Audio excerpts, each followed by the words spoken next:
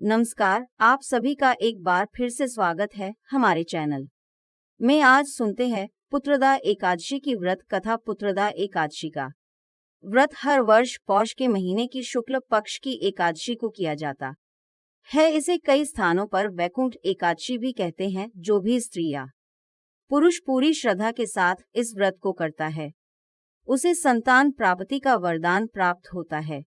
श्री युधिष्ठिर ने भगवान श्री कृष्ण से कहा कि कामिका एकादशी का वर्णन मैंने विस्तार से सुना, अब आप मुझे पुत्रदा एकादशी की कथा सुनाई। ये भगवान श्री कृष्ण ने कहा, अब मैं तुमसे पुत्रदा एकादशी की कथा कहता हूँ, ध्यानपूर्वक सुनो। भद्रावती नाम का एक राज्य था, जिस पर सुकेतु नाम का एक राजा राज करता था। राजा सुकेतु की जो धर्मपत्नी थी, उनका नाम शैव्या था, लेकिन उन दोनों की कोई संतान न होने के कारण राजा रानी बहुत दुखी रहा करते, संतानहीन होने के दुख को झेलते हुए।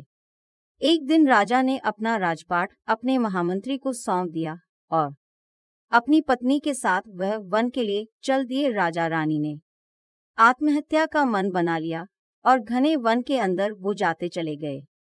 राजा रानी दोनों आत्महत्या करने की सोच रहे थे, तभी राजा ने कहा, आत्महत्या करना घोर और महापाप है। आत्महत्या किसी को शोभा नहीं देती। और उसी पल उन्हें वेद पाठ और मंत्रों की ध्वनि सुनाई दी और वो दोनों उसी ध्वनि की ओर चलते चले गए। उन्होंने देखा कि एक सरोवर के निकट बहुत से ऋषि मुनि वेद पाठ कर रहे हैं।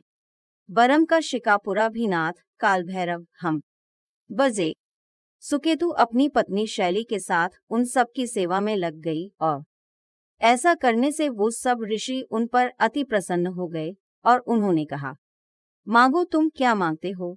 तब राजा ने कहा, प्रभु, मेरे कोई संतान नहीं है, बस हमें एक पुत्र का वरदान चाहिए। राजा की बात सुनकर सभी मुनिश्रेष्ठ ने कहा, राजन, यदि तुम और तुम्हारी पत्नी की शुक्ल पक्ष की एकादशी तिथि का व्रत पूरे नियमों के अनुसार करोगे तो तुम्हें संतान की प्राप्ति अवश्य हो जाएगी। और ऐसा सुनकर राजा और रानी अपने राज्य भद्रावती आ गए और कुछ ही दिनों के बाद पौष महीने की एकादशी तिथि आई और फिर राजा सुकेतु और रानी शैव्या ने वैकुंठ एकादशी पुत्रदा एकादशी का व्रत पूरी श्रद्धा के साथ किया।